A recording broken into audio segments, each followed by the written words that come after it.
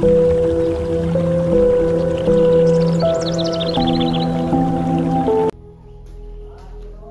hoy, hoy! Big, gising! Balita ko lumayas ka na naman sa bahay ninyo. Yung nanay niyo tumawag sa akin. Alam mo naman wala na makain yung mga kapatid mo.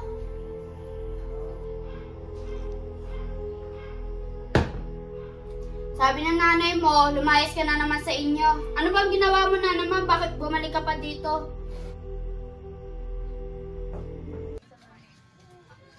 Ano, baby? Hindi ako gusto siya ako managdadala. Naya na po pagkain natin. Pasensya na kayo anak. Lumayas kasi yung kuya nyo. Yun lang ang inaasahan natin.